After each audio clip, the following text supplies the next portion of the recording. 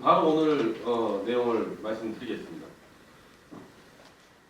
JTBC는 지난 2016년 10월 26일 오후 5시 40분에 단독 보도로 최순실 태블릿 PC 새로 등장한 김한수 행정관이라는 보도에서 태블릿 PC의 소유주 명의를 확인한 결과 최 씨가 아닌 마레이 컴퍼니라는 법인이었다고 보도를 했습니다. 그리고 마레이 컴퍼니 이사는 김한수 씨로 청와대 뉴미디어실의 현직 선임 행정관입니다. 이렇게 처음으로 개통자 명의를 공개했습니다. 저는 이 보도를 보고 이미 제가 칼럼을 썼는데 당연히 검찰이 미리 확인을 하고 유독 JTBC에만 알려줬다는 점에 대해서 검찰을 제가 비판하는 칼럼을 썼습니다. 상식적으로 이 중요한 개통자 명의는 검찰이 공개하려면은 지금처럼 기자들을 모아놓고 브리핑을 했어야 되는데 어떻게 JTBC에게만 미리 알려줬느냐. 이제 검찰을 비판하는 칼럼을 썼는데 저희가 변호인단을 통해서 확인한 바로는 검찰은 10월 26일이 아닌 그 다음 날인 10월 27일에서야 SKT의 확인 공문을 받았습니다. 이게 지금 SKT, 이거 뭐 확대로 찍을 수 있을지 모르겠는데요. 이게 SKT가 지금 여기 날짜가 나와 있습니다. 시행일자 2016년 10월 27일. SKT가 검찰에 보낸 공문은 10월 27일입니다. 다음 날입니다. 여기에 정확히 나오죠. 마레이 컴퍼니가 나오고 개통 일자가 나와 있습니다.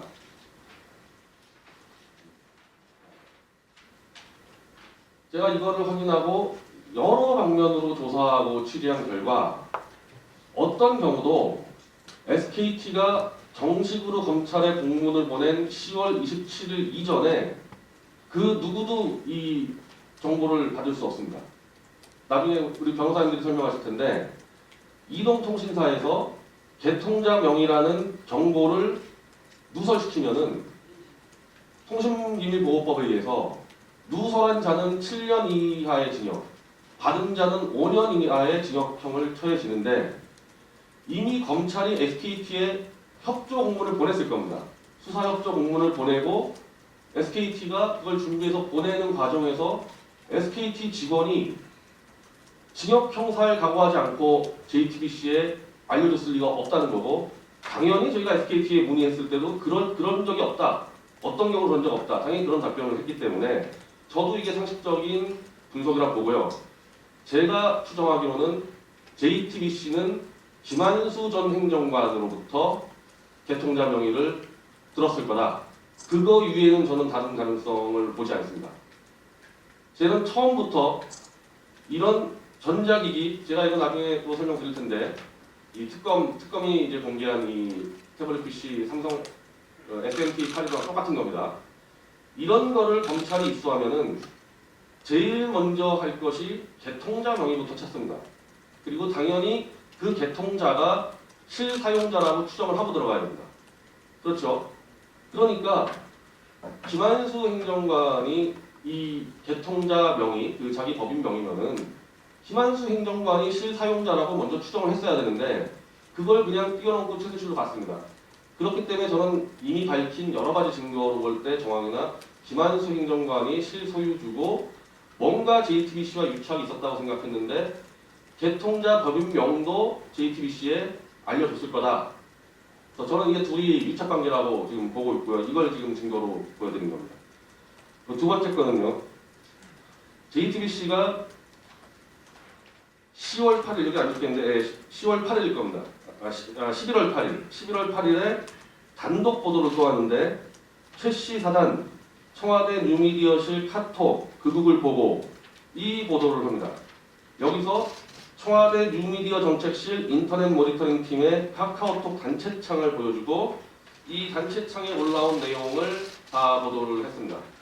그러면서 뭐 극우글을 뭐 퍼날르고 뭐 어쩌고저쩌고 이제 쭉쭉 보도를 했고 이 카톡 단체방에 참여한 사람들은 김한수 행정관을 비롯한 청와대 직원 7명이라고 JTBC가 보도를 했습니다. 제가 이것도 문제 제기한 거는 그 7명 안에 최순실은 없습니다. 그러면 최순실이 참여하지 않는 카톡방 대화록 기록이 어떻게 최순실의 태블릿 PC에 들어가 있느냐? 저는 이거를 이 실사용자가 김한수 거라고 얘기하는 근거로 삼았는데, 제가 2016년 12월 14일 오후 2시경, 그게 15일이 국회 청문회였고 김한수가 증인으로 신청된 상황이어서, 근데 그 당시 김한수가 잠적해 있었기 때문에 저와 몇몇이 김한수가 잠적했다. 그리고 박사모에서는 김한수 1,000만 원 현상 수배령을 올리고 이렇게 됐던 상황입니다. 그래서 김한수가 그 전날인 12월 14일 오후 2시경 저한테 전화가 와서 제가 그때 인터뷰를 했죠. 인터뷰를 하고 바로 제가 2시 40분에 기사를 올렸는데, 거기서 제가 기사 안 올린 부분이 있습니다. 제가 김한수하고는 그 뉴미디어 국장이었고 저는 인터넷 미디어협회 회장이었기 때문에 정권 초기에 인터넷 정책 가지고 자주 만난 사이입니다. 그래서 편하게 대화하는 사이인데 최순실이 참여하지 않은 청와대 카톡방이 어떻게 최순실 PC에 들어가 있느냐 제가 물었을 때 김한수 행정관은 저한테 대표님 인터넷 전문가라면서 어떻게 그런 질문을 하십니까? 그 청와대 단체 카톡방은 태블릿 PC에서 나온 게 아니라 카톡방에 참여한 청와대 직원이 JTBC에 따로 제보한 겁니다. 저한테 이 말을 했고, 저는 이건 지금까지 공개 안 했습니다. 왜냐하면 굉장히 중요한 거기 때문에 제가 공개를 안 하고 제가 청와대에 확인했습니다. 이 단체 카톡방 참여한 7명 중에서 제보를 한 사람 있냐 JTBC에. 물론 당연히 없다 그러겠지만은 청와대에서는 그럴 가능성이 없다고 생각하고, 제가 상식적으로 봐도 청와대 직원이 JTBC에 제보하려고 마음먹으면 제보할 게 한두 개입니까? 근데 무슨 카톡 기록방을 제보를 합니까? 그거를. 저는 그게 절대 아니라고 보고, 저는 이 카톡방이 태블릿 PC에 있다면 그건 김한수 거라는 증거가 되는 거고, 만약에 누군가 제보했다면 저는 그것도 김한수라고 생각을 합니다. 그래서 저는 김한수 행정관에게 청와대 다른 직원이 JTBC의 카톡방을 제보했다는 것을 김한수는 어떻게 합니까? 제보한 사람이 김한수에게 나 JTBC 제보했어 이렇게 알려줍니까? 청와대가 확인한 결과 아무도 제보하지 않았다 이렇게 나오는데 이거 말이 안 되는 얘기죠. 그래서 김한수 행정관은 이걸 밝혀야 되고, JTBC는 즉각 그 카톡방을 어디서 구했는지 이것도 밝혀야 됩니다. 자, 마지막 세 번째, 이건 검찰 관련된 내용입니다. 지금 검찰 특검 수사하는 거 보시죠. 최순실과 관계됐다면 모조리 구속 수사하고 있습니다. 저는 심지어 교양과목 이화여대 국어국문학 교양과목을 학점을 잘 준 유철균 교수를 구속시켰습니다. 이 자체가 말이 안 되는데, 최순실과 조금만 연관되면 모조리 구속 수사하는 검찰이 유독 김한수만 수사하지 않고 있습니다. 11월 22일 조선일보에서 김한수 당시 청와대 행정관이 창조경제사업추진단의 17개 센터 홈페이지를 총 사업비가 3억 4천만 원인데 수의계약으로 하기 위해서 2천만 원씩 끊어가지고 최순실의 차명회사인 모스코스에 일감을 줬다. 그리고 조선일보가 상당히 상세하게 취재를 했습니다. 제가 여기다 저희 전문을 실었는데, 이 정도면 당연히 수사를 해야죠, 검찰에서. 최순실 차명회사에다가 청와대 국장이 창조경제센터에 압력을 넣어서 그것도 2천만 원씩 수의계약으로 쪼개가지고 나눠줬다는 보도가 이렇게 나갔는데도 이 시간까지도 JTBC는 이걸 인용 보도하지 않고 검찰은 수사를 안 하고 있습니다. 유독 JTBC와 검찰은 김한수를 잠수를 타게 하면서 이슈를 안 나오게 하고 정당히 수사해야 될 것도 수사를 안 하고 있습니다. 이 부분에 대해서는 아마 우리 이 태블릿 진상규명위원회나 헌법소 애국시민연대에서 일단 이 부분에 대해서 김한수를 고발 조치를 해야 될 것 같습니다. 고발 조치해도 검찰이 수사 안 할 것 같기 때문에 일단 고발은 해야 될 것 같아요. 이 부분이 이제 JTBC와 김한수 검찰에 대한 내용이고요. 마지막으로 제가 이 특검에 발표한 내용을 좀 드리겠습니다. 이게 삼성 SMT 815 특검이 장시호로부터 받았다는 태블릿 PC와 똑같은 겁니다. 이거를 특검은 최순실이 2015년 7월부터 11월까지 사용했다고 밝혔습니다. 그런데 이 모델은 2015년 8월 10일 날 출시가 돼서 8월 중순부터 구입이 가능한 겁니다. 이렇게 말이 막히니까 검찰은 처음에는 삼성 이재용 부회장이 박 대통령 면담할 때 주고 박 대통령이 최순실에 줬다는 황당무계한 소설을 쓰다가 삼성전자에서 공식적으로 이겁니다. 이 스티커죠. 이 스티커가 있는 것은 판매용 제품이다. 판매용 제품이라고 설명을 했기 때문에 그 다음부터 특검은 지금 태블릿 PC 관련 입도 안 열고 있습니다. 입도 안 열고 있어요. 자, 이 스티커에 뭐가 들어가 있냐면은 제조 일자가 나와 있습니다. 지금 이 태블릿 PC는 저희가 중고로 구매했는데 2015년 12월 1일 제조가 된 겁니다.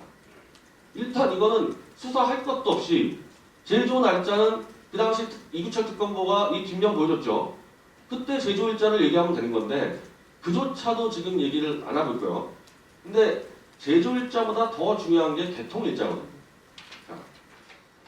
1월 5일날 장시호로부터 이걸 제출받았으면요. 지난번 JTBC가 제출했던 태블릿 PC 검찰이 받자마자 SKT에 수사협조 공문을 보내서 이거 받은 거 아닙니까? 개통자와 개통 날짜 확인한 거 아닙니까? 이게 수사의 기초예요, 기초. 그런데 그 당시 이규철 특검보 기자회견할 때 우리가 영상을 많이 올렸는데 한국경제신문의 도윤상 기자가 개통자가 누굽니까? 물어봤을 때 완전히 이건 횡설수설 정도가 아니에요. 개통자가 뭔지 뭐 그래서 하다가 개통자를 아직 확인하지 못했습니다. 1월 15일 날 받아놓고 1월 5일 날 받고 1월 11일, 6일이라는 기간이 있었는데 너무나 이 첨단 수사의 기초인 이동통신사의 개통자와 개통 날짜를 확인하지 않았다. 그래놓고 이게 최순실 거다. 이거 도저히 이건 뭐 제가 그런 표현 쓴 게 언론에 많이 이용을 했는데 국민을 개돼지로 보지 않고서는 저런 식의 수사 발표를 할 수가 없는 겁니다.